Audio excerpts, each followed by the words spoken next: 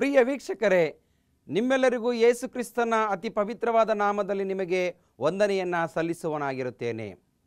ಈ ಒಂದು ವಿಶೇಷವಾದಂಥ ದಿನದ ಈ ಸಮಯದಲ್ಲಿ ದೈವವಾಕ್ಯದ ಸಂದೇಶವನ್ನು ಕೇಳುವ ಮುನ್ನ ತಂದೆಯಾದ ದೇವರು ನಿಮ್ಮ ಕುಟುಂಬಗಳನ್ನು, ನಿಮ್ಮ ಕೆಲಸ ಕಾರ್ಯಗಳನ್ನು ಆಶೀರ್ವದಿಸಲಿ ಎಂಬುದಾಗಿ ನಾವು ಪ್ರಾರ್ಥನೆಯನ್ನು ಮಾಡಿಕೊಳ್ಳೋಣ. ಪ್ರಾರ್ಥನೆ ಮಾಡೋಣ.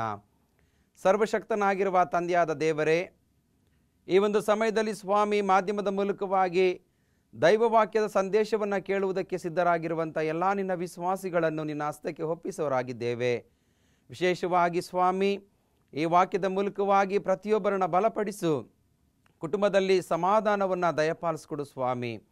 ಅನಾರೋಗ್ಯದ ಸಮಸ್ಯೆಗಳು ಇರುವುದಾದರೆ ಕರ್ತನೆ, ಅವರ ಮನಸ್ಸಿನಲ್ಲಿ ತಮ್ಮ ಆರೋಗ್ಯಕ್ಕೋಸ್ಕರವಾಗಿ ಪ್ರಾರ್ಥನೆ ಮಾಡುವಾಗ ಗಣರಲ್ಲಿ ಘನ ವೈದ್ಯನಾದಂಥ ನೀನು ಅವರನ್ನು ಮುಟ್ಟಿ ಅವರನ್ನು ಸ್ವಸ್ಥಪಡಿಸು ಸ್ವಾಮಿ. ಮಾನವನಿಗೆ ಅಸಾಧ್ಯವಾಗಿರಬಹುದು, ಆದರೆ ದೇವರಿಗೆ ಎಲ್ಲವೂ ಸಾಧ್ಯ. ಆದುದರಿಂದ ಕರ್ತನೆ, ನಿನ್ನ ಪವಿತ್ರಾತ್ಮನ ಮೂಲಕವಾಗಿ ಇಲ್ಲಿ ತಲೆಬಾಗಿರುವಂಥ ಪ್ರತಿಯೊಬ್ಬರನ್ನು ಕೂಡ ಮುಟ್ಟಿ ಆಶೀರ್ವದಿಸಿ ಕಾಪಾಡಿಕೊಂಡು ಬರಬೇಕೆಂಬುದಾಗಿ ಯೇಸುವಿನ ಅತಿ ಪವಿತ್ರವಾದ ನಾಮದಲ್ಲಿ ಪ್ರಾರ್ಥಿಸಿ ಬೇಡಿ ಹೊಂದಿದ್ದೇವೆ ನಮ್ಮ ಜೀವವುಳ್ಳ ತಂದೆಯೇ, ಆಮೇನ್. ಪ್ರಿಯ ವೀಕ್ಷಕರೇ, ಬಹಳ ಸಂತೋಷ.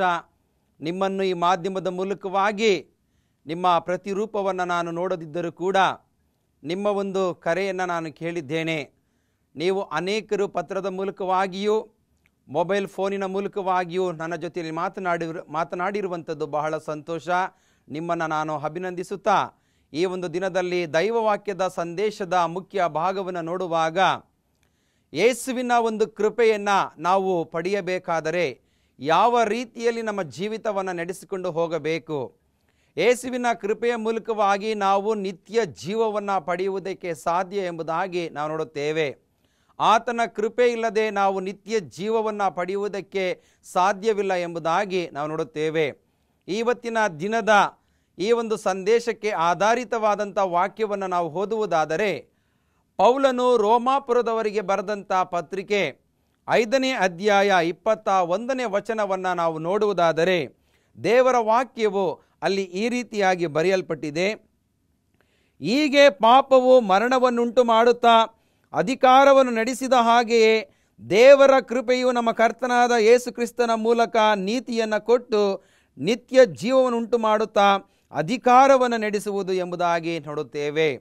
ಕ್ರಿಸ್ತನ ಕೃಪೆ ಬೇರೆ ಯಾರಿಂದಲೂ ಕೂಡ ಸಿಗುವಂಥದ್ದಲ್ಲ, ಅದು ಕ್ರಿಸ್ತನಿಂದಲೇ ದೊರಕುವಂಥದ್ದಾಗಿದೆ. ಆ ಒಂದು ನಿತ್ಯ ಜೀವಕ್ಕೆ ನಾವು ಹೋಗಬೇಕಾದರೆ ಆ ಕ್ರಿಸ್ತನ ಪ್ರೀತಿ ಐಕ್ಯತೆಯಲ್ಲಿ ನಾವು ಜೀವಿಸಬೇಕೆಂಬುದಾಗಿ ನೋಡುತ್ತೇವೆ. ಪ್ರಿಯ ವೀಕ್ಷಕರೇ, ಈ ವಾಕ್ಯದ ಮೂಲಕವಾಗಿ ನಾವು ಗಮನಿಸುವಾಗ ನಾವು 20ನೇ ವಚನದಿಂದ ಓದುವುದಾದರೆ 19ನೇ ವಚನದಿಂದ, ಒಬ್ಬನ ಅವಿಧೇಯತ್ವದಿಂದ ಎಲ್ಲರೂ ಹೇಗೆ ಪಾಪಿಗಳಾದರೂ ಹಾಗೆ ಒಬ್ಬನ ವಿಧೇಯತ್ವದಿಂದ ಎಲ್ಲರೂ ನೀತಿವಂತರಾಗುವರು ಎಂಬುದಾಗಿ ನಾವು ನೋಡುತ್ತೇವೆ. ಇಲ್ಲಿ ಆದಾಮನ ಪಾಪದ ಮೂಲಕವಾಗಿ ಎಲ್ಲರೂ ಕೂಡ ಅವಿಧೇಯರಾಗಿ ಜೀವಿಸಿದರು ಎಂಬುದಾಗಿ ನಾವು ನೋಡುತ್ತೇವೆ. ಆದರೆ ಕ್ರಿಸ್ತನ ಈ ಲೋಕಕ್ಕೆ ಮಾನವರ ಮೇಲೆ ಪ್ರೀತಿಯನ್ನಿಟ್ಟು ಈ ಲೋಕಕ್ಕೆ ಜನಿಸಿದಂಥ ಕ್ರಿಸ್ತನ ಮೂಲಕವಾಗಿ, ಒಬ್ಬನ ವಿಧೇಯತ್ವದ ಮೂಲಕವಾಗಿ, ನಮಗೆ ಆತನ ರಕ್ತದ ಮೂಲಕವಾಗಿ, ಕ್ರಿಸ್ತನು ಶಿಲುಬೆ ಮೇಲೆ ಸುರಿಸಲ್ಪಟ್ಟಂಥ ರಕ್ತದ ಮೂಲಕವಾಗಿ ನಮ್ಮೆಲ್ಲರಿಗೆ ಇವತ್ತು ನಿತ್ಯ ಜೀವ ಮತ್ತು ಒಂದು ಬಿಡುಗಡೆ, ಪಾಪದಿಂದ ಬಿಡುಗಡೆ ಸಿಕ್ಕಿರುವಂಥದ್ದನ್ನು ನಾವು ನೋಡುತ್ತೇವೆ. ಆದುದರಿಂದ ಪೌಲನ ಒಂದು ವಾಕ್ಯವನ್ನು ನಾವು ಗಮನಿಸುವಂಥ ಸಮಯದಲ್ಲಿ, ಒಬ್ಬನ ವಿಧೇಯತ್ವದಿಂದ ಎಲ್ಲರಿಗೂ ನೀತಿವಂತರಾಗುವರು, ಅಪರಾಧಗಳು ಹೆಚ್ಚಾಗಿ ಕಂಡುಬರುವ ಹಾಗೆ ಧರ್ಮಶಾಸ್ತ್ರವು ಮಧ್ಯೆ ಬಂತು, ಆದರೆ ಪಾಪವು ಹೆಚ್ಚಿದ್ದಲೇ ಕೃಪೆಯು ಎಷ್ಟಾಗಿ ಪ್ರಬಲವಾಯಿತು ಎಂಬುದಾಗಿ ನಾವು ನೋಡುತ್ತೇವೆ. ದೇವರ ಒಂದು ಕೃಪೆ, ಇಂದಿನ ಕಾಲದಲ್ಲಿ ಒಬ್ಬನ ಪಾಪವು ಪರಿಹಾರವಾಗಬೇಕಾದರೆ ಧರ್ಮಶಾಸ್ತ್ರಕ್ಕೆ ಅನುಗುಣವಾದಂಥ ಒಂದು ಪ್ರಾಣಿಯನ್ನು ಬಲಿಯನ್ನು ಅರ್ಪಿಸುವುದರ ಮೂಲಕವಾಗಿ ಆತನು ತನ್ನ ಪ್ರಾಯಶ್ಚಿತ್ತ ಯಜ್ಞವನ್ನಾಗಿ ಆತನು ದೇವರ ಆಲಯದಲ್ಲಿ ಕಾಣಿಕೆ ಮೂಲಕವಾಗಿ ತಂದು ಅರ್ಪಿಸಿ ತನ್ನ ಪಾಪದ ಕ್ಷಮಾಪಣೆಯನ್ನು ಮಾಡಿಸಿಕೊಂಡು ಹೋಗುತ್ತಾ ಇದ್ದನೆಂಬುದಾಗಿ ನಾವು ನೋಡುತ್ತೇವೆ. ಇವತ್ತಿನ ದಿನದಲ್ಲಿ ನಮ್ಮ ಪಾಪಗಳು ಕ್ಷಮಿಸಲ್ಪಡಬೇಕಾದರೆ ದೇವರಿಗೆ ಯಾವುದೇ ಒಂದು ಪ್ರಾಣಿಯ ಅವಶ್ಯಕತೆ ಇಲ್ಲ. ಇವತ್ತು ಯಾವುದೇ ಒಂದು ಪ್ರಾಣಿಯ ರಕ್ತದ ಅವಶ್ಯಕತೆ ಇಲ್ಲ. ನಿಷ್ಕಳಂಕವಾದಂಥ ಯಜ್ಞದ ಕುರಿಯದಾತನ ಯೇಸುವಿನ ರಕ್ತವು ಸಕಲ ಪಾಪವನ್ನು ನಿವಾರಣೆ ಮಾಡಿ ನಮ್ಮನ್ನು ಶುದ್ಧಿ ಮಾಡುವಂಥದ್ದಾಗಿದೆ ಎಂಬುದಾಗಿ ಯೋಹಾನನು ಬರೆದಂಥ ಮೊದಲನೇ ಪತ್ರಿಕೆ 1ನೇ ಅಧ್ಯಾಯ 8 ಮತ್ತು 9ನೇ ವಾಕ್ಯವನ್ನು ಓದುವಾಗ ಕ್ರಿಸ್ತನ ರಕ್ತದ ಮೂಲಕವಾಗಿ ಇವತ್ತು ನೀವು ಶುದ್ಧರಾಗಿ ಆತನ ಒಂದು ವಿಧೇಯತ್ವದಿಂದ ನಾವು ನಿತ್ಯ ಜೀವವನ್ನು ಪಡೆಯುವುದಕ್ಕೆ ಸಾಧ್ಯ ಎಂಬುದಾಗಿ ನಾವು ನೋಡುತ್ತೇವೆ. ಆದುದರಿಂದ ದೇವರ ವಾಕ್ಯದಲ್ಲಿ ಆ ಒಂದು ಕೃಪೆಯು ಹೆಚ್ಚಾಗಿ ಪ್ರಬಲವಾಗಿದೆ. ಕ್ರಿಸ್ತನು ನಮಗೋಸ್ಕರವಾಗಿ ತನ್ನ ಕೃಪೆಯನ್ನು ತೋರಿಸುವುದರ ಮೂಲಕವಾಗಿ, ತನ್ನ ಕೃಪೆಯನ್ನು ಕೊಡುವುದರ ಮೂಲಕವಾಗಿ ನಮಗೆ ಒಂದು ನೂತನವಾದಂಥ ಜೀವಿತವನ್ನು, ಆ ನೂತನವಾದಂಥ ಕ್ರೈಸ್ತ ಜೀವಿತವನ್ನು ಕರ್ತನು ನಮಗೆ ಕೊಟ್ಟಿರುವಂಥದ್ದನ್ನು ನೋಡುತ್ತೇವೆ. ಆದುದರಿಂದ ಕ್ರಿಸ್ತನ ಕೃಪೆ ಇದ್ರೇ ನಾವು ಆ ನಿತ್ಯ ಜೀವಕ್ಕೆ ಹೋಗುವುದಕ್ಕೆ ಸಾಧ್ಯ ಎಂಬುದಾಗಿ ನೋಡುತ್ತೇವೆ. ಪ್ರಿಯ ವೀಕ್ಷಕರೇ, ಈ ಕಾರ್ಯಕ್ರಮದ ಮೂಲಕವಾಗಿ ನೀವು ನಿತ್ಯ ಜೀವದಲ್ಲಿ ಸೇರಬೇಕೆಂಬುದೇ ಕ್ರಿಸ್ತನ ಆಶೆಯಾಗಿದೆ. ಯಾಕೆಂದರೆ ಈ ಲೋಕದಲ್ಲಿ ಬಹಳ ಕಷ್ಟ ಸಂಕಟಗಳಿದೆ. ನಾನು ಲೋಕವನ್ನು ಜಯಿಸಿ ಬಂದ ಹಾಗೆ ನೀವು ಕೂಡ ಬರುವಂಥದ್ದು ನನಗೆ ಇಷ್ಟ ಎಂಬುದಾಗಿ ಕ್ರಿಸ್ತನು ಹೇಳುವಂಥದ್ದನ್ನು ನೋಡುತ್ತೇವೆ. ಇವತ್ತು ನಾವು ಲೋಕವನ್ನು ಜಯಿಸುವಂಥದ್ದು ನಮ್ಮ ಪಾಪವೇ ಎಂಬುದಾಗಿ ನಾವು ನೋಡುತ್ತೇವೆ. ಇವತ್ತು ಲೋಕದಲ್ಲಿ ನಾವು ಒಂದು ವೇಳೆ ಪಾಪಧೀನರಾಗಿ ನಾವು ಬಿದ್ದಿರುವುದಾದರೆ ನಮ್ಮ ಬಲಹೀನತೆ ಎಂಬುದಾಗಿ ನಾವು ತಿಳಿದುಕೊಳ್ಳಬೇಕಾಗಿದೆ. ಆದುದರಿಂದ ಆತ್ಮೀಯ ವೀಕ್ಷಕರೇ, ಈ ವಾಕ್ಯದ ಮೂಲಕವಾಗಿ ಇವತ್ತು ನೀವು ನಿತ್ಯ ಜೀವವನ್ನು ಪಡೆಯುವಂಥ ಸಮಯದಲ್ಲಿ ಕ್ರಿಸ್ತನಿಗೆ ಮಹಾ ಸಂತೋಷ ಉಂಟಾಗುತ್ತದೆ ಎಂಬುದಾಗಿ ನಾವು ನೋಡುತ್ತೇವೆ. ಮುಂದಿನ ಭಾಗಕ್ಕೆ ಹೋಗುವುದಾದರೆ ಲೂಕನು ಬರೆದಂಥ ಸುವಾರ್ತೆ 10ನೇ ಅಧ್ಯಾಯದಲ್ಲಿ ನಾವು ನೋಡುವುದಾದರೆ ದೇವರಲ್ಲಿ ಒಂದು ಸಮಾರ್ಯದವನ ಒಂದು ಕಥೆಯನ್ನು ಹೇಳುವಂಥದ್ದನ್ನು ನಾವು ನೋಡುತ್ತೇವೆ. ಯೇಸು ಸ್ವಾಮಿ ಆ ಒಂದು ಸಮಾರ್ಯದವನ ಒಂದು ಕಥೆಯನ್ನು ಹೇಳುವಂಥ ಸಮಯದಲ್ಲಿ ಒಬ್ಬ ಧರ್ಮೋಪದೇಶಕನು ಎದ್ದು ಆತನನ್ನು ಪರೀಕ್ಷಿಸುವುದಕ್ಕಾಗಿ, ಬೋಧಕನೇ, ನಾನು ನಿತ್ಯ ಜೀವಕ್ಕೆ ಬಾಧ್ಯನಾಗುವಂತೆ ಏನು ಮಾಡಬೇಕು ಎಂದು ಕೇಳಲು, ಇಲ್ಲಿ ನಾವು ಲೂಕನು ಬರೆದಂಥ ಸುವಾರ್ತೆ 10ನೇ ಅಧ್ಯಾಯ 25ನೇ ವಚನದಿಂದ ನಾವು 37ನೇ ವಚನ ತನಕ ಓದುವಂಥ ಸಮಯದಲ್ಲಿ ಒಬ್ಬ ಧರ್ಮೋಪದೇಶಕನಿಗೆ ನಿತ್ಯ ಜೀವದ ಅವಶ್ಯಕತೆ ಇತ್ತು. ಒಬ್ಬ ಧರ್ಮೋಪದೇಶಕನಿಗೆ ದೇವರ ಕೃಪೆಯ ಅವಶ್ಯಕತೆ ಇತ್ತು. ಇಂಥ ಧರ್ಮೋಪದೇಶಕನು ಕ್ರಿಸ್ತನ ಬಳಿಗೆ ಬಂದು, ಸ್ವಾಮಿ, ನಾನು ನಿತ್ಯ ಜೀವವನ್ನು ಪಡೆಯಬೇಕಾಗಿದೆ, ಅದಕ್ಕೋಸ್ಕರವಾಗಿ ನಾನು ಏನು ಮಾಡಬೇಕೆಂಬುದಾಗಿ ಕ್ರಿಸ್ತನ ಬಳಿಯಲ್ಲಿ ಆ ಒಂದು ಪ್ರಶ್ನೆಯನ್ನು ಇಡುವಂಥ ಸಮಯದಲ್ಲಿ ಕ್ರಿಸ್ತನಿಂದ ಬಂದಂಥ ಉತ್ತರ, ಇವತ್ತಿನ ದಿನದಲ್ಲಿ ನಾವು ಕೂಡ ಒಂದು ವೇಳೆ ನಿತ್ಯ ಜೀವವನ್ನು ಪಡೆಯಬೇಕಾದರೆ ಕ್ರಿಸ್ತನ ಹತ್ರ ನಾವು ಕೆಲವು ಪ್ರಶ್ನೆಗಳನ್ನು ಕೇಳುವುದಾದರೆ, ಒಂದು ವೇಳೆ ಪ್ರಾರ್ಥನೆಯ ಮೂಲಕವಾಗಿ ನಾವು ಬೇಡಿಕೆಗಳನ್ನು ಇಡುವುದಾದರೆ ಕರ್ತನು ಪ್ರಾರ್ಥನೆಯ ಮೂಲಕವಾಗಿ ನಮ್ಮ ಬೇಡಿಕೆಯನ್ನು ಈಡೇರಿಸುವುದಕ್ಕೆ ಶಕ್ತನಾಗಿದ್ದಾನೆ ಎಂಬುದನ್ನು ನೋಡುತ್ತೇವೆ. ಒಂದು ಧರ್ಮ ಪ್ರಚಾರಕ, ಧರ್ಮವನ್ನು ತಿಳಿದಂಥ ಧರ್ಮೋಪದೇಶನಿಗೆ ನಿತ್ಯ ಜೀವದ ಅವಶ್ಯಕತೆ ಇತ್ತು. ಯಾಕೆಂದರೆ ಕ್ರಿಸ್ತನ ಕೃಪೆ ಅನ್ನುವಂಥದ್ದು ಪ್ರತಿಯೊಬ್ಬರಿಗೂ ಅವಶ್ಯಕವಾಗಿದೆ ಎಂಬುದಾಗಿ ನಾವು ತಿಳಿದುಕೊಳ್ಳಬೇಕಾಗಿದೆ. ಹಾಗಾದರೆ ಕ್ರಿಸ್ತನ ಕೃಪೆ ನಮಗೆ ಯಾಕೆ ಬೇಕು?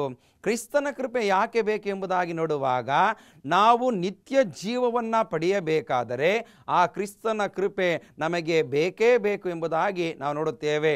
ಇವತ್ತಿನ ದಿನದಲ್ಲಿ ನಾವು ಪಾಸಾದರೆ, ಪರೀಕ್ಷೆಗಳಲ್ಲಿ ಮಕ್ಕಳು ಪಾಸಾದರೆ ಪ್ರಯೋಜನ ಇಲ್ಲ, ಆ ಒಂದು ಪ್ರಮಾಣ ಪತ್ರವನ್ನು ಅವರು ಪಡ್ಕೊಳ್ಬೇಕಾಗ್ತದೆ. ಅದೇ ರೀತಿಯಲ್ಲಿ ಆ ಪ್ರಮಾಣ ಪತ್ರವನ್ನು ಪಡ್ಕೊಂಡಾಗ ಅವರು ಇಂಥ ವಿಷಯದಲ್ಲಿ ಪಾಸಾಗಿದ್ದಾರೆ ಎಂಬುದಾಗಿ ಹೇಳಲಿಕ್ಕೆ ಸಾಧ್ಯ. ಒಂದು ವೇಳೆ ನಾನು ಎಲ್ಲರ ಹತ್ರನೂ ಪಾಸಾಗಿದ್ದೇನೆ ಎಂಬುದಾಗಿ ಪ್ರಮಾಣ ಪತ್ರ ಇಲ್ಲ ಅಂತಂದರೆ ಯಾವ ಒಂದು ಕೆಲಸವೂ ಕೂಡ ಸಿಗುವುದಿಲ್ಲ, ಅಥವಾ ಮುಂದಿನ ವಿದ್ಯಾಭ್ಯಾಸಕ್ಕೆ ಹೋಗುವುದಕ್ಕೂ ಸಾಧ್ಯವಿಲ್ಲ.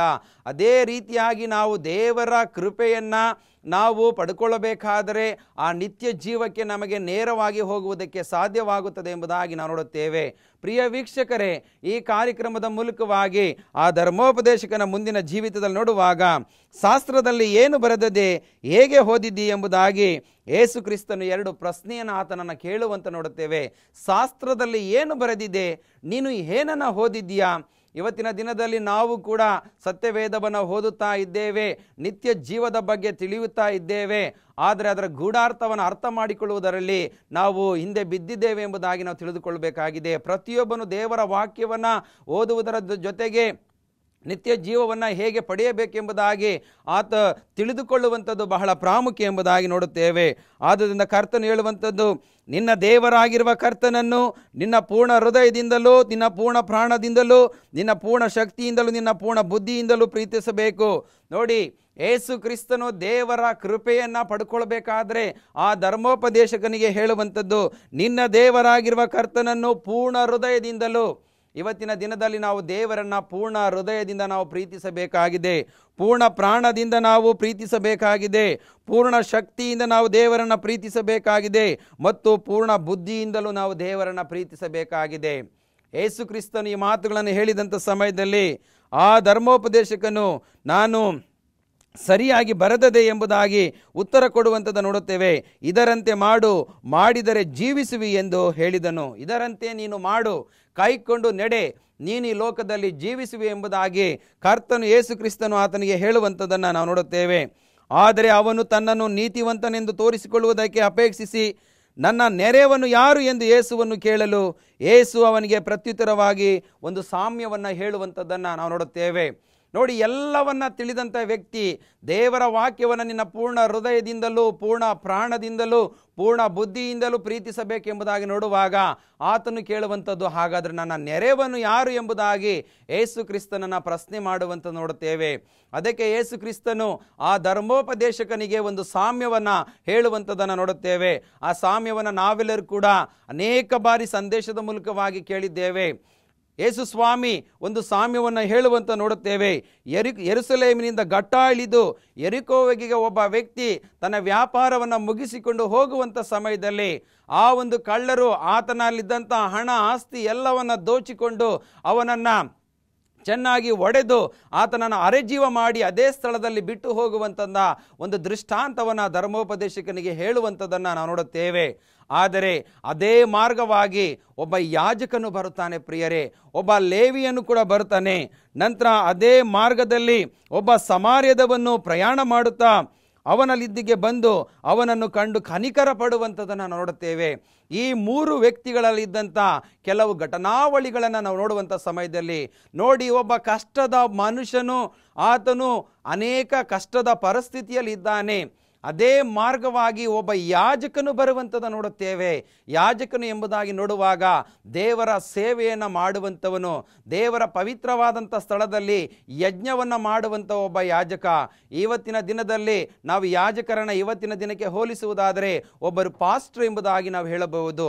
ಆದ್ದರಿಂದ ಇವತ್ತು ನಾವು ಸವಿಸ್ತರವಾಗಿ ಅದನ್ನು ವಿವರಣವಾಗಿ ಹೇಳುವುದಾದರೆ ಒಬ್ಬ ಪಾಸ್ಟರು ಕೂಡ ಅದೇ ರಸ್ತೆಯಲ್ಲಿ ಬರುವಂಥದ್ದನ್ನು ನಾವು ನೋಡುತ್ತೇವೆ. ಈಗ ಯಾಜಕನು ಬಂದಿದ್ದಾನೆ, ಆ ಕಷ್ಟದಲ್ಲಿದ್ದ ಮನುಷ್ಯನನ್ನು ನೋಡಿ ಆತನು ಕೂಡ ಓರೆಯಾಗಿ ಹೋಗುವಂಥದ್ದನ್ನು ನೋಡುತ್ತೇವೆ. ನಂತರ ಎರಡನೇದಾಗಿ ಒಬ್ಬ ಲೇವಿಯನು ಕೂಡ ಅಲ್ಲಿಗೆ ಬರುವಂತ ನೋಡುತ್ತೇವೆ. ಲೇವಿಯನು ಎಂಬುದಾಗಿ ನೋಡುವಾಗ ಆ ಒಂದು ಯಜ್ಞವೇದಿಯ ಸಮಯದಲ್ಲಿ ಹಳೆ ಒಡಂಬಡಿಕೆ ಕಾಲದಲ್ಲಿ ಲೇವಿಯರ ಕೆಲಸ ಧೂಪ ಹಾಕುವಂಥ ಕೆಲಸ. ಇವತ್ತಿನ ದಿನದಲ್ಲಿ ನಾವು ನೋಡುತ್ತೇವೆ ಪ್ರಾರ್ಥನೆ ಮಾಡುವಂಥದ್ದು ಧೂಪ ಎಂಬುದಾಗಿ ನೋಡುವಾಗ ಪ್ರಾರ್ಥನೆಯನ್ನು ಮಾಡುವಂಥದ್ದು. ಇವತ್ತು ಎಷ್ಟೋ ಜನ ಹೋಗಿ ಅನೇಕರಿಗೆ ಪ್ರಾರ್ಥನೆಯನ್ನು ಮಾಡುತ್ತಾರೆ. ಅನೇಕರು ಸಭಾ ಹಿರಿಯರಾಗಿ, ಸುವಾರ್ಥ ಸೇವಕರಾಗಿ, ಅಥವಾ ಕೆಲವರು ತಮ್ಮದೇ ಆದಂಥ ವೈಯಕ್ತಿಕ ಕ್ರಿಸ್ತನ ಸುವಾರ್ತೆಯನ್ನು ಸಾರುತ್ತಾ ಅನೇಕರಿಗೆ ಪ್ರಾರ್ಥನೆಯನ್ನು ಮಾಡುವಂಥದ್ದನ್ನು ನಾವು ನೋಡುತ್ತೇವೆ. ಆದರೆ ಆತನು ಕೂಡ ಹೊರೆಯಾಗಿ ಹೋಗುವಂಥದ್ದನ್ನು ನಾವು ನೋಡುತ್ತೇವೆ. ಆದರೆ ಅದೇ ಸ್ಥಳಕ್ಕೆ ಒಬ್ಬ ಸಮಾರ್ಯದವನು ಬಂದು ಆತನ ಮೇಲೆ ಕನಿಕರಪಟ್ಟು ತನ್ನಲ್ಲಿದ್ದಂಥ ಎಲ್ಲ ಒಂದು ಉಪಚಾರವನ್ನು ಮಾಡಿ ಒಂದು ಛತ್ರಕ್ಕೆ ಸೇರಿಸುವಂಥದ್ದನ್ನು ನಾವು ನೋಡುತ್ತೇವೆ. ಅಂದರೆ ಒಂದು ಆಸ್ಪತ್ರೆಗೆ ಆತನನ್ನು ಸೇರಿಸುವಂತ ನೋಡುತ್ತೇವೆ. ಈ ದೃಷ್ಟಾಂತವನ್ನು ಯೇಸು ಕ್ರಿಸ್ತನು ಧರ್ಮೋಪದೇಶಕನಿಗೆ ಹೇಳುವಂಥ ಸಮಯದಲ್ಲಿ ಆತನು ಹೇಳುವಂಥ ಮಾತು, ಈ ಮೂವರಲ್ಲಿ 36ನೇ ವಚನ, ಈ ಮೂವರಲ್ಲಿ ಯಾವನು ಕಳ್ಳರ ಕೈಗೆ ಸಿಕ್ಕಿದವನಿಗೆ ನೆರೆಯಾದವನೆಂದು ನಿನಗೆ ತೋರುತ್ತದೆ ಹೇಳು ಎಂದು ಕೇಳಿದಕ್ಕೆ ಆ ಧರ್ಮೋಪದೇಶಕನು ಅವನಿಗೆ ದಯ ತೋರಿಸಿದವನೇ ಎಂಬುದಾಗಿ ಹೇಳುವಂಥದ್ದನ್ನು ನಾವು ನೋಡುತ್ತೇವೆ. ಪ್ರಿಯ ವೀಕ್ಷಕರೇ, ಈ ಕಾರ್ಯಕ್ರಮದ ಮೂಲಕವಾಗಿ ಒಬ್ಬ ಯಾಜಕನು ಬಂದ. ಆತನು ಆ ಒಂದು ವ್ಯಕ್ತಿಯನ್ನು ನೋಡಿ ಪ್ರೀತಿಸಲಿಲ್ಲ. ಒಬ್ಬ ಲೇವಿಯನ್ನು ಬಂದ, ಆತನು ಕೂಡ ಆತನನ್ನು ನೋಡಿ ಪ್ರೀತಿಸಲಿಲ್ಲ. ಆದರೆ ಸಮಾರ್ಯದವನಲ್ಲಿದ್ದಂಥ ಒಂದು ಪ್ರೀತಿ ಆತನನ್ನು ಉಪಚರಿಸಿ ಆ ಛತ್ರಕ್ಕೆ ಸೇರಿಸುವಂಥದ್ದನ್ನು ನಾವು ನೋಡುತ್ತೇವೆ. ಅದೇ ಯೇಸು ಕ್ರಿಸ್ತನು ಆ ಧರ್ಮೋಪದೇಶಕನಿಗೆ ಇದರಲ್ಲಿ ನೆರೆಯಾದವರು ಯಾರು ಎಂಬುದಾಗಿ, ಸಹಾಯ ಮಾಡಿದವರು ಯಾರು ಎಂಬುದಾಗಿ ಹೇಳುವಾಗ ಆ ಧರ್ಮೋಪದೇಶಕನು ಅವನಿಗೆ ದಯ ತೋರಿಸಿದವನೇ ಎಂಬುದಾಗಿ. ಹೌದು ಪ್ರಿಯ ವೀಕ್ಷಕರೇ, ಇವತ್ತಿನ ದಿನದಲ್ಲಿ ನಾವು ಕ್ರಿಸ್ತನ ಮಕ್ಕಳಾಗಿ ಜೀವಿಸುವಾಗ ದೇವರು ನಮ್ಮ ಕುರಿತು ದಯ ತೋರಿಸುವವನಾಗಿದ್ದಾನೆ. ನಮ್ಮ ಪಾಪಗಳ ಕುರಿತು ಆತನು ಚಿಂತನೆಯನ್ನು ಮಾಡಿ ನಮ್ಮ ಪಾಪಗಳನ್ನು ಕ್ಷಮಿಸುವವನಾಗಿದ್ದಾನೆ. ದೇವರ ಬಳಿಗೆ ಬರುವವರನ್ನು ಕ್ರಿಸ್ತನು ಎಂದಿಗೂ ತಳ್ಳಿಬಿಡುವವನಲ್ಲ. ಆತನು ಪರಾಂಬರಿಸಿ ನಮ್ಮನ್ನು ಪ್ರೀತಿಸಿ ನಮ್ಮನ್ನು ಸಾಕಿ ಸಲಹುವಂಥ ದೇವರಾಗಿದ್ದಾನೆ. ಆದರೆ ಯೇಸು ಕ್ರಿಸ್ತನು ಆ ಧರ್ಮೋಪದೇಶಕನಿಗೆ ಹೇಳುವಂಥ ಮಾತು, ಆಗ ಯೇಸು ಅವನಿಗೆ ಹೋಗು, ನೀನು ಅದರಂತೆ ಮಾಡು ಎಂದು ಹೇಳಿದನು. ಇವತ್ತಿನ ದಿನದಲ್ಲಿ ನಾವು ನಮ್ಮ ನೆರೆಯವರವರನ್ನು ಪ್ರೀತಿಸ್ತಾ ಇದ್ದೇವಾ? ಯಾರಾದ್ರೂ ಸಭೆಯಲ್ಲಿ ಒಂದು ವೇಳೆ ಅವರು ಯಾವುದಾದ್ರೂ ತಪ್ಪನ್ನು ಮಾಡಿ ಆಸ್ಪತ್ರೆಯಲ್ಲಿ ಅವರು ಇರುವಂಥ ಸಮಯದಲ್ಲಿ ಕೆಲವರಿಗೆ ಫೋನಿನ ಕರೆ ಬರುತ್ತೆ, ನಿಮ್ಮ ಒಂದು ಸಭೆಯ ಒಬ್ಬ ವ್ಯಕ್ತಿ ಆಸ್ಪತ್ರೆಯಲ್ಲಿ ಅಡ್ಮಿಟ್ ಆಗಿದ್ದಾರೆ, ದಯಮಾಡಿ ಅವರನ್ನು ಹೋಗಿ ಭೇಟಿ ಮಾಡಿ ಅವರಿಗೋಸ್ಕರವಾಗಿ ಪ್ರಾರ್ಥನೆ ಮಾಡಿರಿ ಎಂಬುದಾಗಿ ಕೇಳಿಕೊಳ್ಳುವಾಗ ಎಷ್ಟೋ ಜನ ದೊಡ್ಡದಾಗಿ ಸಭಾ ಪಾಲಕರಾಗಿ ಕೆಲಸವನ್ನು ಮಾಡುತ್ತಾರೆ, ಸಭಾ ಹಿರಿಯರಾಗಿ ಕೆಲಸವನ್ನು ಮಾಡುತ್ತಾರೆ. ಅಂಥ ಮರಣದ ಸಮಯದಲ್ಲಿಯೂ ಅಂಥ ಕಷ್ಟದ ಸಮಯದಲ್ಲಿಯೂ ಅಲ್ಲಿ ಒಂದು ರಾಜಕೀಯವನ್ನು ಮಾಡುವಂಥದ್ದು ನೋಡುತ್ತೇವೆ. ನಾನು ಯಾಕೆ ಹೋಗಿ ಅವರನ್ನು ಭೇಟಿ ಮಾಡಬೇಕು, ಅವರು ನನಗೆ ಹೀಗೆ ಮಾತನಾಡಿದ್ದಾರೆ, ನಮ್ಮ ಸಭೆಯಲ್ಲಿ ನನಗೆ ಗೌರವವನ್ನು ಕೊಟ್ಟಿಲ್ಲ ಎಂಬುದಾಗಿ ಹೇಳುವಂಥದ್ದನ್ನು ನೋಡುತ್ತೇವೆ.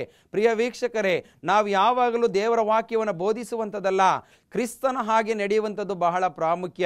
ಯಾವುದೇ ವ್ಯಕ್ತಿ ಒಂದು ಪಾಪವನ್ನು ಮಾಡಿ ಕಷ್ಟದ ಸಮಯದಲ್ಲಿ ಆತನು ಯಾವುದೇ ಒಂದು ಕಷ್ಟದ ಪರಿಸ್ಥಿತಿಯಲ್ಲಿರಲಿ ಆತನಿಗೆ ಸಹಾಯ ಮಾಡುವಂಥದ್ದು ಬಹಳ ಪ್ರಾಮುಖ್ಯ ಎಂಬುದಾಗಿ ನಾವು ನೋಡುತ್ತೇವೆ.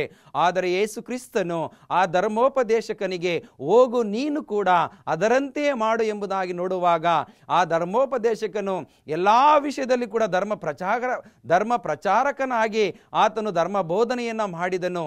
ಆದರೆ ಪ್ರೀತಿಯ ವಿಷಯದಲ್ಲಿ ಆತನು ಬಿದ್ದು ಹೋಗಿದ್ದ. ಆತನು ನೆರೆಹೊರೆಯವರನ್ನ ಪ್ರೀತಿ ಮಾಡುವಂಥ ರೀತಿಯನ್ನು ತಿಳಿದುಕೊಂಡಿರಲಿಲ್ಲ. ಯಾವಾಗ ಕ್ರಿಸ್ತನ ಸಂದೇಶದ ಮೂಲಕವಾಗಿ, ಕ್ರಿಸ್ತನ ಆ ಒಂದು ಕೃಪೆಯ ಸಂದೇಶದ ಮೂಲಕವಾಗಿ ಆತನು ಕೇಳಿದ ನಂತರ ಆತನ ಜೀವಿತದಲ್ಲಿ ಕೂಡ ಬದಲಾವಣೆಗಳನ್ನು ನಾವು ನೋಡುವಂಥವರಾಗಿದ್ದೇವೆ. ಆದುದರಿಂದ ಪ್ರಿಯ ವೀಕ್ಷಕರೇ, ಇವತ್ತಿನ ದಿನದಲ್ಲಿ ನಾವು ಕೂಡ ಆ ನಿತ್ಯ ಜೀವವನ್ನು ಪಡೆಯಬೇಕಾದರೆ ನಾವು ಮಾನಸಾಂತರ ಪಟ್ಟು ಕ್ರಿಸ್ತನ ಬಳಿಗೆ ಬರುವಂಥವರಾಗಿರಬೇಕು. ಮೊದಲನೇದಾಗಿ ನಾವು ಆ ಕ್ರಿಸ್ತನ ನಿತ್ಯ ಜೀವವನ್ನು, ಕೃಪೆಯನ್ನು ಪಡೆಯಬೇಕಾದರೆ ನಮ್ಮ ಆಲೋಚನೆ ಜೀವಿತದಲ್ಲಿ ಸೋಲನ್ನು ಆಹ್ವಾನಿಸ್ತದೆ. ಅಂದರೆ ನಮ್ಮ ಆಲೋಚನೆಗಳು ಎಷ್ಟೋ ಸಾರಿ ನಮ್ಮ ಜೀವಿತದಲ್ಲಿ ಸೋಲವನ್ನು ಉಂಟು ಮಾಡುವಂತ ನೋಡುತ್ತೇವೆ. ನಾವು ಯಾವಾಗಲೂ ಕೂಡ ಸಕಾರಾತ್ಮಕವಾಗಿ ನಾವು ಚಿಂತನೆಯನ್ನು ಮಾಡಬೇಕು. ಇಲ್ಲಿ ಧರ್ಮೋಪದೇಶಕನು ಒಂದು ಸ್ವಲ್ಪ ನಕಾರಾತ್ಮಕವಾಗಿ ಆತನು ಚಿಂತನೆಯನ್ನು ಮಾಡುವಾಗ ಕ್ರಿಸ್ತನ ವಾಕ್ಯದ ಮೂಲಕವಾಗಿ ನಂತರ ಆತನು ಕೂಡ ಸಕಾರಾತ್ಮಕವಾಗಿ ಚಿಂತನೆಯನ್ನು ಮಾಡುವಂಥದ್ದನ್ನು ನಾವು ನೋಡುತ್ತೇವೆ. ಆದುದರಿಂದ ನಮ್ಮ ಆಲೋಚನೆಗಳು ಬಹಳ ಅರ್ಥಗರ್ಭಿತವಾಗಿರಬೇಕೆಂಬುದಾಗಿ ನೋಡುತ್ತೇವೆ. ಯಾಕೆಂದರೆ ಕೀರ್ತನೆ 139:23 ವಚನದಲ್ಲಿ ನಾವು ಓದುವುದಾದರೆ ಅಲ್ಲಿ ದೇವರ ವಾಕ್ಯ ಸ್ಪಷ್ಟವಾಗಿ ಹೇಳುವಂಥದ್ದಾಗಿದೆ. ಕೀರ್ತನೆ 139 ಅಧ್ಯಾಯಕ್ಕೆ ನಮ್ಮ ಸತ್ಯವೇದವನ್ನು ತೆಗೆಯುವುದಾದರೆ ವಚನ 23 ವಚನ, ದೇವ ನನ್ನನ್ನು ಪರೀಕ್ಷಿಸಿ ನನ್ನ ಹೃದಯವನ್ನು ತಿಳಿದುಕೋ, ನನ್ನನ್ನು ಶೋಧಿಸಿ ನನ್ನ ಆಲೋಚನೆಗಳನ್ನು ಗೊತ್ತು ಮಾಡು. ನಾನು ಕೇಡಿನ ಮಾರ್ಗದಲ್ಲಿ ಇರ್ತೇನೋ ಏನೋ ನೋಡಿ ಸನಾತನ ಮಾರ್ಗದಲ್ಲಿ ನನ್ನನ್ನು ನಡೆಸು ಎಂಬುದಾಗಿ ಅಲ್ಲಿ ದಾವೀದನು ವಿಜ್ಞಾಪನೆಯನ್ನು ಮಾಡುವಂಥದ್ದನ್ನು ನೋಡುತ್ತೇವೆ. ದೇವ ನನ್ನನ್ನು ಪರೀಕ್ಷಿಸು, ನನ್ನ ಹೃದಯವನ್ನು ತಿಳಿದುಕೋ, ನನ್ನನ್ನು ಶೋಧಿಸಿ ನನ್ನ ಆಲೋಚನೆಗಳನ್ನು ಗೊತ್ತು ಮಾಡು. ಇವತ್ತು ಮನುಷ್ಯನ ಆಲೋಚನೆಗಳನ್ನು ಕರ್ತನು ನೋಡುವಂತಹ ದೇವರಾಗಿದ್ದಾನೆ. ಇವತ್ತು ನಾವು ಮನಸ್ಸಿನಲ್ಲಿ ಏನೆಲ್ಲ ಯೋಚನೆಗಳನ್ನು ಮಾಡುತ್ತೇವೆ ಅದನ್ನು ಕರ್ತನು ತಾನೇ ನೋಡುವಂಥವನಾಗಿದ್ದಾನೆ. ಇವತ್ತು ನಾವು ದೇವರು ನಮ್ಮನ್ನು ನೋಡ್ತಾ ಇಲ್ಲ ಎಂಬುದಾಗಿ ನಾವು ಏನೆಲ್ಲ ಮಾಡಬಹುದು. ನಾನು ಒಂದು ಸಮಾರ್ಯದವನ ಕಥೆಯನ್ನು ನಾನು ನಿಮಗೆ ಹೇಳಿದೆ ನೋಡಿ. ಯಾಜಕನು ಹೋಗ್ತಾನೆ, ಆತನು ತಿಳ್ಕೊಂಡ ದೇವರು ನನ್ನನ್ನು ನೋಡಲಿಲ್ಲ. ಮನುಷ್ಯರು ನೋಡದೇ ಇರಬಹುದು, ಆದರೆ ದೇವರು ಯಾಜಕನನ್ನು ಗಮನಿಸಿದ್ದಾನೆ. ಲೇವಿಯನು ಕೂಡ ಮನುಷ್ಯನು ನನ್ನನ್ನು ನೋಡಿಲ್ಲ ಎಂಬುದಾಗಿ ಆತನು ಅದೇ ದಾರಿಯಲ್ಲಿ ಹೋಗ್ತಾನೆ. ಆದರೆ ದೇವರು ಲೇವಿಯನ್ನು ನೋಡಿ, ನೀವೆಲ್ಲ ಇಷ್ಟು ದೊಡ್ಡ ಸ್ಥಿತಿಯಲ್ಲಿ ನೀವು ಸೇವೆಯನ್ನು ಮಾಡ್ತಾ ಇದ್ದೀರಾ, ಆದರೆ ಕಷ್ಟದಲ್ಲಿದ್ದಂಥ ಒಬ್ಬ ಮನುಷ್ಯನಿಗೆ ನೀವು ಸಹಾಯ ಮಾಡಲಿಲ್ವಲ್ಲ, ಇನ್ನೆಂಥ ಧರ್ಮ ಬೋಧನೆಯನ್ನು ನೀವು ಮಾಡ್ತಾ ಇದ್ದೀರಾ ಎಂಬುದಾಗಿ ಇವತ್ತು ನಮಗೂ ಪ್ರಶ್ನೆಯನ್ನು ಕೇಳುವುದಾದರೆ, ಇವತ್ತು ನಾವು ಕೂಡ ಒಂದು ದೇವರ ಸೇವೆಗೆ ಹೋಗುವಾಗ ಎಷ್ಟೋ ಸಾರಿ ಒಬ್ಬರು ಕಷ್ಟದಲ್ಲಿದ್ದಂಥ ಸಮಯದಲ್ಲಿ ಅವರನ್ನು ಸಂಧಿಸುವಂಥದ್ದು, ಅವರಿಗೋಸ್ಕರವಾಗಿ ಬಿನ್ನಹವನ್ನು ದೇವರ ಬಳಿಯಲ್ಲಿ ಮಾಡುವಂಥದ್ದು ಬಹಳ ಪ್ರಾಮುಖ್ಯ ಎಂಬುದಾಗಿ ನಾವು ನೋಡುತ್ತೇವೆ. ಪ್ರಿಯ ವೀಕ್ಷಕರೇ, ಮೊದಲನೇದಾಗಿ ನಮ್ಮ ಆಲೋಚನೆಯ ವಿಷಯದಲ್ಲಿ ನಾವು ಎಚ್ಚರಿಕೆ ಆಗಿರಬೇಕು. ಎರಡನೇದಾಗಿ ನಾವು ಆತ್ಮಿಕ ಗರ್ವವನ್ನು ನಾವು ತೆಗೆಯಬೇಕಾಗಿದೆ. ನಮ್ಮಲ್ಲಿರುವಂಥ ಆತ್ಮಿಕ ಗರ್ವವನ್ನು ತೆಗೆಯಬೇಕಾಗಿದೆ. ಯಾಕೆಂದರೆ ಯಾಕೋಬನು ಬರೆದಂಥ ಪತ್ರಿಕೆ 4ನೇ ಅಧ್ಯಾಯ 6ನೇ ವಚನವನ್ನು ಓದುವುದಾದರೆ ದೇವರ ವಾಕ್ಯ ಈ ರೀತಿಯಾಗಿ ಬರೆಯಲ್ಪಟ್ಟಿದೆ. ಆತನು ನಮ್ಮ ಮೇಲೆ ಅತಿಶಯವಾದ ಕೃಪೆಯನ್ನು ಇಡುತ್ತಾನೆ, ಆದುದರಿಂದ ದೇವರು ಅಹಂಕಾರಿಗಳನ್ನು ಎದುರಿಸುತ್ತಾನೆ, ದೀನರಿಗಾದರೂ ಕೃಪೆಯನ್ನು ಅನುಗ್ರಹಿಸುತ್ತಾನೆಂದು ಶಾಸ್ತ್ರವು ಹೇಳುತ್ತದೆ. ದೇವರು ಅಹಂಕಾರಿಗಳನ್ನು ಎದುರಿಸುವವನಾಗಿದ್ದಾನೆ. ಅಹಂಕಾರಿಗಳನ್ನು ಎದುರಿಸುವವನಾಗಿದ್ದಾನೆ, ದೀನರಿಗಾದರೂ ತನ್ನ ಕೃಪೆಯನ್ನು ತೋರಿಸುವವನಾಗಿದ್ದಾನೆ. ನೋಡಿ, ಆ ಸಮಾರ್ಯದವನು ಅವನಿಗೆ ದಯೆಯನ್ನು ತೋರಿಸಿದ ಆ ಸಮಾರ್ಯದವನು ಕೂಡ ದೇವರ ಕೃಪೆಯನ್ನು ಆತನು ಹೊಂದಿದನು ಎಂಬುದನ್ನು ನೋಡುತ್ತೇವೆ. ಆದರೆ ದೇವರ ಕೃಪೆಯನ್ನು ಯಾಜಕನು ಹೊಂದಲಿಲ್ಲ ಮತ್ತು ಲೇವಿಯನು ಕೂಡ ಹೊಂದಲಿಲ್ಲ ಎಂಬುದಾಗಿ ನೋಡುತ್ತೇವೆ. ಪ್ರಿಯ ವೀಕ್ಷಕರೇ, ನಿಮಗೆ ದೇವರ ಕೃಪೆ ನೀವು ಪಡೆದುಕೊಂಡಾಗ ಆ ನಿತ್ಯ ಜೀವವನ್ನು ಪಡೆಯುವುದಕ್ಕೆ ಸಾಧ್ಯ ಎಂಬುದಾಗಿ ನಾವು ನೋಡುವವರಾಗಿರಬೇಕಾಗುತ್ತದೆ. ಆ ನಿತ್ಯ ಜೀವ ನಮಗೆ ಬೇಕೇ ಬೇಕು. ಯಾಕೆಂದರೆ ಆ ನಿತ್ಯ ಜೀವಕ್ಕೆ ನಾವು ಹೋಗಬೇಕು. ನಾವೆಲ್ಲರೂ ಕೂಡ ಈ ಲೋಕದಲ್ಲಿ ಪಾಪಮಯವಾದ ಜೀವಿತದಲ್ಲಿ ಜೀವಿಸುವಂಥದ್ದು ಕರ್ತನಿಗೆ ಇಷ್ಟ ಇಲ್ಲ. ಆದ್ದರಿಂದ ನಮ್ಮಲ್ಲಿರುವಂಥ ಆತ್ಮಿಕ ಗರ್ವವನ್ನು ನಾವು ತೆಗೆದುಹಾಕಬೇಕಾಗಿದೆ. ಯಾಕೆಂದರೆ ಜ್ಞಾನೋಕ್ತಿಯ 16ನೇ ಅಧ್ಯಾಯ 18ನೇ ವಚನದಲ್ಲಿ ನೋಡುತ್ತೇವೆ, ಗರ್ವದಿಂದ ಭಂಗ, ಉಬ್ಬಿನಿಂದ ದೊಬ್ಬು ಎಂಬುದಾಗಿ ನಾವು ನೋಡುತ್ತೇವೆ. ಗರ್ವದಿಂದ ಭಂಗ, ಉಬ್ಬಿನಿಂದ ದೊಬ್ಬು ಎಂಬುದಾಗಿ. ಗರ್ವ ಪಡುವಂಥ ಮನುಷ್ಯ ಒಂದಲ್ಲ ಒಂದು ದಿನದಲ್ಲಿ ಕೆಳಗೆ ಬೀಳುತ್ತಾನೆ ಎಂಬುದಾಗಿ ದೇವರ ವಾಕ್ಯ ನಮ್ಮನ್ನು ಎಚ್ಚರಿಸುವಂಥದ್ದಾಗಿದೆ. ಆದುದರಿಂದ ನಮ್ಮಲ್ಲಿ ತಗ್ಗಿಸಲ್ಪಡುವಂಥ ಜೀವಿತ ನಮ್ಮಲ್ಲಿ ಇರಬೇಕಾಗಿದೆ. ಯಾಕೆಂದರೆ ರೋಮಾಪುರದವರಿಗೆ ಬರೆದಂಥ ಪತ್ರಿಕೆ 12ನೇ ಅಧ್ಯಾಯ 21ನೇ ವಚನವನ್ನು ಓದುವುದಾದರೆ, ರೋಮಾಪುರದವರಿಗೆ ಬರೆದಂಥ ಪತ್ರಿಕೆ 11ನೇ ಅಧ್ಯಾಯ 21ನೇ ವಚನ, ನೀನು ನಿಂತಿರುವುದು ನಂಬಿಕೆಯಿಂದಲೇ, ಗರ್ವ ಪಡಬೇಡ, ಭಯದಿಂದಿರು. ದೇವರು ಹುಟ್ಟು ಕೊಂಬೆಗಳನ್ನು ಉಳಿಸದೇ ಇದ್ದ ಮೇಲೆ ನಿನ್ನನ್ನು ಉಳಿಸುವುದಿಲ್ಲ ಎಂಬುದಾಗಿ ನೋಡುತ್ತೇವೆ. ನೀನು ನಿಂತಿರುವಂಥದ್ದು ನಂಬಿಕೆಯಿಂದಲೇ. ನೀನು ಗರ್ವ ಪಡಬೇಡ, ಭಯದಿಂದಿರು ಎಂಬುದಾಗಿ ಕರ್ತನು ಅಲ್ಲಿ ಎಚ್ಚರಿಕೆಯನ್ನು ಕೊಡುವಂಥದ್ದನ್ನು ನಾವು ನೋಡುತ್ತೇವೆ. ಪ್ರಿಯ ವೀಕ್ಷಕರೇ, ಆದ್ದರಿಂದ ನಮ್ಮಲ್ಲಿರುವಂಥ ಆತ್ಮಿಕ ಗರ್ವವನ್ನು ನಾವು ತೆಗೆದು ಹಾಕಬೇಕಾಗಿದೆ. ಮತ್ತು ನಮ್ಮ ಅಜಾಗರೂಕತೆ ಎಷ್ಟೋ ಸಾರಿ ನಮಗೆ ಗೊತ್ತಿದ್ರೂ ಕೂಡ ಗೊತ್ತಿಲ್ಲದವರ ಥರ ನಟನೆ ಮಾಡುವಂಥದ್ದು ನೋಡುತ್ತೇವೆ. ಆ ಯಾಜಕ ಮತ್ತು ಲೇವಿ ಅದೇ ಕೆಲಸವನ್ನು ಮಾಡಿ ದೇವರ ಆಶೀರ್ವಾದವನ್ನು ಕಳೆದುಕೊಂಡ್ರು ಎಂಬುದನ್ನು ನೋಡುತ್ತೇವೆ. ಎಷ್ಟೋ ಸಾರಿ ನಾವು ಅಜಾಗರೂಕತೆಯಿಂದ ನಾವು ದಾರಿ ತಪ್ಪುವಂಥದ್ದನ್ನು ನಾವು ನೋಡುತ್ತೇವೆ. ಸೊ ಹಾಗಾಗಿ ನಮ್ಮ ನಡೆ ನುಡಿ ಕ್ರಿಯೆಗಳಲ್ಲಿ ನಾವು ನಡೆಯುವಂಥ ವಿಚಾರದಲ್ಲಿ ಎಚ್ಚರಿಕೆ ಆಗಿರಬೇಕು. ನಂತರ ವೈರಿಯ ಸಲಹೆ. ಎಷ್ಟೋ ಸಾರಿ ಸೈತಾನನು ನಾವು ಹಾಕಿಕೊಂಡಿರುವ ನಿರ್ಧಾರಕ್ಕೆ ಆತನು ಕಪ್ಪು ಮಸಿ ಬಳಿಯುವುದಕ್ಕೆ ಪ್ರಯತ್ನಿಸುವಂಥದ್ದನ್ನು ನೋಡುತ್ತೇವೆ. ಯಾಕೆಂದರೆ ಅದು ಆದಿಕಾಂಡದ ಪುಸ್ತಕದಲ್ಲಿ ನಾವು ನೋಡ್ತೇವೆ, ಹವ್ವಳು ಮತ್ತು ಆದಾಮ ಮತ್ತು ಹವ್ವಳು ಪಾಪ ಮಾಡಬೇಕಾದರೆ ಇದೇ ಮುಖ್ಯವಾದಂಥ ಸೈತಾನನ ಒಂದು ಶೋಧನೆಗೆ ಅವರಿಗೆ ಬಿದ್ದ ಪ್ರಯುಕ್ತವಾಗಿ ಅವರು ಕೂಡ ತಿನ್ನಬಾರದ ಹಣ್ಣನ್ನು ತಿಂದ ಪ್ರಯುಕ್ತವಾಗಿ ಅವರು ಕೂಡ ಪಾಪವನ್ನು ಮಾಡಿದರು ಎಂಬುದಾಗಿ ನಾವು ನೋಡುತ್ತೇವೆ. ಎಷ್ಟೋ ಸಾರಿ ಸೈತಾನ ನಮ್ಮನ್ನು ಪಾಪದ ಗುಂಡಿಗೆ ಬೀಳಿಸುವಂಥದ್ದನ್ನು ನೋಡುತ್ತೇವೆ. ದೇವರ ಕೃಪೆಯನ್ನು ತೆಗೆದುಕೊಳ್ಳುವಂಥದ್ದನ್ನು ನೋಡುತ್ತೇವೆ. ಆದುದರಿಂದ ಇವತ್ತು ಈ ವಾಕ್ಯವನ್ನು ಕೇಳುವಂಥ ನಿಮ್ಮ ಜೀವಿತದಲ್ಲಿ ದೇವರ ಕೃಪೆಯನ್ನು ಅಂದರೆ ಕ್ರಿಸ್ತನ ಕೃಪೆಯನ್ನು ಪಡೆದವರಾಗಿ ನೀವೆಲ್ಲರೂ ಕೂಡ ಆ ನಿತ್ಯ ಜೀವವನ್ನು ಪಡೆಯಬೇಕೆಂಬುದೇ ನನ್ನ ಆಶಯ ಕೂಡ ಆಗಿದೆ, ಹಾಗೂ ದೇವರ ಚಿತ್ತವಾಗಿದೆ. ಈ ನಿತ್ಯ ಜೀವವನ್ನು ನೀವೆಲ್ಲರೂ ಪಡೆಯುವಂತೆ ಕರ್ತನಾದ ದೇವರು ತಾನೇ ನಿಮ್ಮ ಕುಟುಂಬಗಳಲ್ಲಿ ನಿಮ್ಮ ಜೀವಿತದಲ್ಲಿ ಹೆಚ್ಚಾಗಿ ಆಶೀರ್ವದಿಸಿ ಕಾಪಾಡಲಿ. ದೇವರ ವಾಕ್ಯವನ್ನು ಆಶೀರ್ವದಿಸಲಿ. ಆಮೇನ್. ಪ್ರಾರ್ಥನೆ ಮಾಡೋಣ. ಸರ್ವಶಕ್ತನಾಗಿರುವ ನಮ್ಮ ಕರುಣಾಳು ತಂದೆಯಾದ ದೇವರೇ, ಈಗ ಕೇಳಿದಂಥ ವಾಕ್ಯದ ಮೂಲಕವಾಗಿ ಪ್ರತಿಯೊಬ್ಬರು ನಿತ್ಯ ಜೀವವನ್ನು ಪಡೆದುಕೊಳ್ಳುವಂಥ ಕೃಪೆಯನ್ನು ದಯಪಾಲಿಸ್ಕೊಡು. ಪ್ರತಿಯೊಬ್ಬರಿಗೆ ಬಿಡುಗಡೆಯ ಜೀವಿತವನ್ನು ದಯಪಾಲಿಸ್ಕೊಡು. ಈ ಮಾಧ್ಯಮದ ಮೂಲಕವಾಗಿ ಕಾರ್ಯಕ್ರಮವನ್ನು ಯಾರ್ಯಾರು ವೀಕ್ಷಣೆ ಮಾಡುತ್ತಿದ್ದಾರೋ ಸ್ವಾಮಿ, ಅವರ ಹೆಸರುಗಳನ್ನು ನೀನು ಬಲ್ಲಂಥ ದೇವರಾಗಿದ್ದೆ. ಅವರ ಹೆಸರುಗಳನ್ನು ನೀನು ಕೂಗಿ ಕರೆದು ಅವರ ಭಿನ್ನವನ್ನು ಲಾಲಿಸಿ ಅವರಿಗೆ ಬಿಡುಗಡೆಯನ್ನು ದಯಪಾಲಿಸಿಕೊಡಬೇಕೆಂಬುದಾಗಿ ಯೇಸು ಕ್ರಿಸ್ತನ ಅತಿ ಪರಿಶುದ್ಧವಾದ ನಾಮದಲ್ಲಿ ಪ್ರಾರ್ಥಿಸಿ ಬೇಡಿ ಹೊಂದಿದ್ದೇವೆ ನಮ್ಮ ಜೀವವುಳ್ಳ ತಂದೆಯೇ. ಆಮೇನ್. ಪ್ರಿಯ ವೀಕ್ಷಕರೇ, ಈ ಕಾರ್ಯಕ್ರಮದ ಮೂಲಕವಾಗಿ ಹೆಚ್ಚಿನ ಮಾಹಿತಿ, ಪ್ರಾರ್ಥನಾ ಬೇಡಿಕೆಗಳು ನಿಮ್ಮಲ್ಲಿ ಇರುವುದಾದರೆ ಈ ಕೆಳಕಂಡ ದೂರವಾಣಿಯ ಸಂಖ್ಯೆಗೂ ಈ ಕೆಳಕಂಡ ಪರದೆಯ ಮೇಲೆ ಬರುವಂಥ ವಿಳಾಸಕ್ಕೂ ನೀವು ಪತ್ರದ ಮೂಲಕವಾಗಿ ನಮಗೆ ಪತ್ರವನ್ನು ಬರೆಯುವುದಾದರೆ ನಾವು ನಿಮಗೋಸ್ಕರವಾಗಿ ಪ್ರಾರ್ಥನೆ ಮಾಡುತ್ತೇವೆ. ನಿಮಗೆ ಕೆಲವು ಪುಸ್ತಕಗಳನ್ನು ಉಚಿತವಾಗಿ ನಾವು ಕಳಿಸಿಕೊಡುತ್ತೇವೆ. ದೇವರು ನಿಮ್ಮನ್ನು, ನಿಮ್ಮ ಕುಟುಂಬವನ್ನು, ನಿಮ್ಮ ಕೆಲಸ ಕಾರ್ಯಗಳನ್ನು, ವ್ಯವಸಾಯವನ್ನು ಈ ದಿನದಲ್ಲಿ ಹೆಚ್ಚಾಗಿ ಆಶೀರ್ವದಿಸಲಿ. ಆಮೇನ್.